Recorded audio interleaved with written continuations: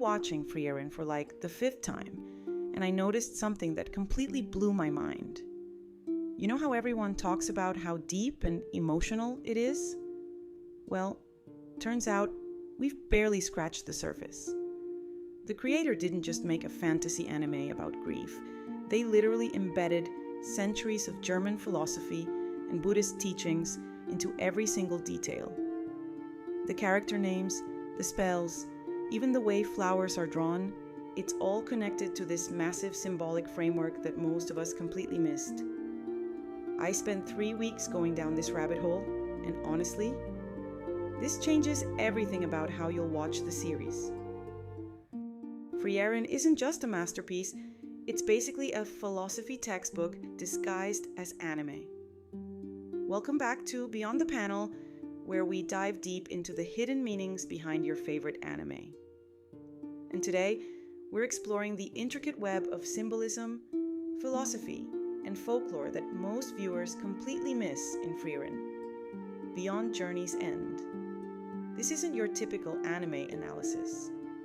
We're talking about Buddhist concepts of impermanence, German romantic poetry, alchemical symbolism, and how the entire series functions as a meditation on the nature of time itself. If you're new here, we regularly break down the deeper meanings that creators hide in plain sight. Hit that subscribe button, because what we're about to uncover will change how you see not just Frieren, but storytelling itself. Let's start with something most people overlook: the names. In Frieren, every character name is deliberately chosen to reflect their deeper philosophical purpose. Frieren literally means to freeze in German, but it's not just about her ice magic. In German Romanticism, Frieren represents the pause between seasons, that liminal space where time feels suspended. This is exactly where Frieren exists emotionally, frozen between her past with Himmel and her uncertain future. But here's where it gets deeper. Himmel means heaven in German, and he's not just named after the sky. He represents the Buddhist concept of enlightened compassion. Notice how every flashback shows Himmel doing small acts of kindness that seem insignificant but create lasting impact.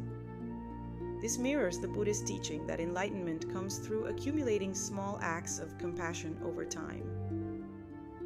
Heiter means cheerful or serene, but in German philosophy, it specifically refers to the serenity that comes from accepting life's transient nature. Heiter drinks not because he's sad, but because he's achieved a kind of philosophical acceptance that allows him to be truly present in each moment. And Eisen, iron, represents the Buddhist concept of diamond mind. Iron becomes stronger through fire, just as Eisen's warrior spirit was forged through countless battles. But iron also rusts, symbolizing how even the strongest warriors must face their own mortality. The heroes' party names aren't random. They're a philosophical framework exploring different responses to impermanence. Frieren, frozen in time. Himmel, transcendent compassion. Heiter, serene acceptance. And Eisen, tempered strength. Each represents a different path to dealing with mortality. Now let's dive into the Buddhist philosophy that underpins the entire series. Frieren is essentially a meditation on anicca, the Buddhist concept of impermanence. The opening scene with the meteor shower isn't just beautiful, it's a perfect metaphor for Buddhist impermanence. Meteors appear brilliant and eternal from our perspective, but they're actually dying the moment we see them. This is exactly how Frieren experiences human relationships. By the time she recognizes their beauty, they're already ending. But here's the deeper layer. Buddhism teaches that suffering comes from attachment to impermanent things. Frieren's pain isn't just grief, it's the specific suffering that comes from finally understanding attachment just as the object of attachment disappears. The genius of the series is how it shows Frieren's gradual awakening to Buddhist mindfulness. Watch how she begins paying attention to small moments. The taste of food, the feeling of grass, the sound of laughter. This isn't just character development, it's the Buddhist practice of present moment awareness. The spell collection subplot is particularly brilliant from a Buddhist perspective. Frieren collects useless spells that don't make her stronger, but they connect her to the present moment. The spell that makes clothes clean, the spell that creates flowers. These represent the Buddhist teaching that enlightenment is found in ordinary moments, not in achieving power. There's also the concept of beginner's mind, approaching each experience with fresh awareness. Frieren is simultaneously ancient and constantly learning. She's lived for centuries, but she's still a beginner at understanding human connections. This paradox is central to Buddhist philosophy, but the Buddhist philosophy is layered with German Romantic symbolism that creates an even richer meaning. German Romanticism was obsessed with the relationship between nature, time, and human emotion, exactly Frieren's central themes. The flower motifs throughout the series aren't decorative, they're directly referencing German Romantic poetry. Specifically, the concept of Blütezeit, the flowering time, which represents the brief moment when life reaches its peak beauty before inevitable decline. Every time we see Frieren with flowers, we're seeing a visual metaphor for German Romantic philosophy. The flowers are beautiful precisely because they're temporary. Himmel understood this intuitively. He saw beauty in temporary moments because he accepted their transient nature. The landscape shots that some viewers call slow pacing are actually invoking the German Romantic concept of Fernweh, the longing for distant places that represent spiritual yearning. These sweeping vistas aren't just pretty backgrounds. They're visual representations of the romantic ideal that nature reflects our inner emotional states. The ruins and abandoned places that Frieren visits connect to the German Romantic fascination with Vergangenheit, the weight of the past. These aren't just atmospheric locations.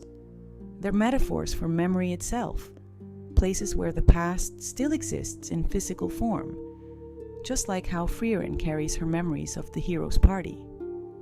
Here's where things get really wild. The magic system itself is based on alchemical principles that most viewers never notice. Frieren's approach to magic isn't just study hard and get stronger, it's following the classical alchemical process of transformation. The useless spells Frieren collects represent the alchemical concept of prima materia, base materials that seem worthless but are essential for transformation. In alchemy, you can't create gold without first mastering the properties of lead. Frieren can't understand powerful magic without first understanding simple, everyday magic. Flamme's teaching methods are pure alchemical philosophy. She doesn't just teach Frieren spells, she teaches her to solve et coagula, dissolve and coagulate. Break down your preconceptions about magic, then rebuild them with deeper understanding. This is why Frieren has to forget her old way of thinking about magic before she can truly master it. The mana concealment technique isn't just a battle strategy. It's an alchemical metaphor for the hidden wisdom that only appears when you stop trying to display your power. In alchemy, the most powerful transformations happen in silence, in concealment, away from the public eye. Even the way magic is visualized follows alchemical color symbolism. Notice how Frieren's magic is often shown in blues and whites, colors associated with the albedo stage of alchemy, representing purification and the washing away of impurities. Her magic isn't just powerful, it's pure, refined through centuries of practice. But here's the part that really messed with my head. The way Frieren handles time isn't just about immortality. It's exploring competing philosophical theories about the nature of time itself. Frieren experiences time as eternalism, the philosophical view that past, present, and future all exist simultaneously. This is why she can be in the present moment while simultaneously experiencing memories as if they're happening now. Her flashbacks aren't just memories, they're her actually experiencing multiple time periods at once.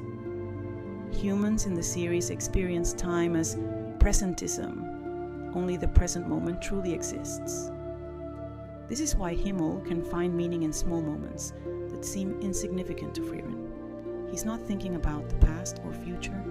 He's fully present in the now. The genius of the series is how it shows these different time philosophies, creating genuine connection. Frieren's eternalist perspective means she experiences Himmel's kindness as an eternal, unchanging truth. Himmel's presentist perspective means he can act with genuine compassion without worrying about future consequences. This is why their relationship works, even though they experience time completely differently. Frieren preserves the eternal significance of temporary moments, while Himmel found infinite meaning in finite time. They're not just different species, they're different philosophies of time learning to coexist. The meteor shower scene becomes even more profound when you understand this. Meteors exist for seconds from a human perspective, but they're made of materials that have existed for billions of years. The meteor shower is literally a visual metaphor for how eternal and temporary perspectives can witness the same event and both be true. Now let's talk about the folklore elements that connect everything together. Frieren isn't just inspired by German fairy tales. It's specifically referencing the Brothers Grimm's philosophical approach to storytelling. The Grimm brothers weren't just collecting random folk tales, they were documenting what they called Urweisheit, primal wisdom that reveals universal truths about human nature.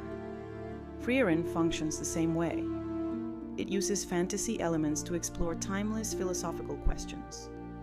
The demon arc isn't just about fighting monsters, it's referencing the Germanic concept of Nachzehrer, creatures that feed on human emotions and memories. Frieren's demons don't just kill people, they consume the meaning of human connections, which is why they're Frieren's perfect philosophical opposite. Seri's character represents the Germanic concept of Weltschmerz, the weariness that comes from understanding the gap between how the world is and how it should be. She's not just an ancient elf, she's the embodiment of wisdom that has become a burden. The way magic is passed down through generations mirrors the Germanic tradition of Meistersinger, master craftsman who preserved cultural knowledge through apprenticeship. Flamme to Frieren to Fern isn't just magical training, it's the preservation of wisdom through human connection. So why does all this symbolism matter? Because Frieren represents something unprecedented in anime, a series that trusts its audience to engage with complex philosophical ideas without dumbing them down. Most anime handles deep themes through exposition or dramatic speeches. Frieren embeds its philosophy so deeply into the visual language, naming conventions and narrative structure, that you absorb the ideas almost subconsciously. It's showing rather than telling on a level that rivals the greatest literature. This is why Frieren feels different from other anime. It's not just animated, it's constructed like a philosophical text where every element serves the central thesis about time, memory, and meaning. The pacing that some people call slow is actually necessary for the philosophical ideas to develop organically. The series proves that anime can be a vehicle for serious philosophical discourse without losing its entertainment value. It's basically doing what Studio Ghibli does, but with even more layers of meaning embedded in every frame. Next time you watch Frieren, pay attention to these symbolic layers. Notice how the character names reflect their philosophical roles, how the magic system follows alchemical principles, and how the entire series functions as a meditation on time and mortality. Frieren isn't just a great anime, it's a masterwork of symbolic storytelling that deserves to be studied alongside classical literature. The creators didn't just make entertainment, they made art that reveals new meanings every time you engage with it. What did you think about these hidden layers? Did you notice any of these connections before, or does this change how you see the series? Let me know in the comments, and if you want more deep dives into anime symbolism, smash that subscribe button.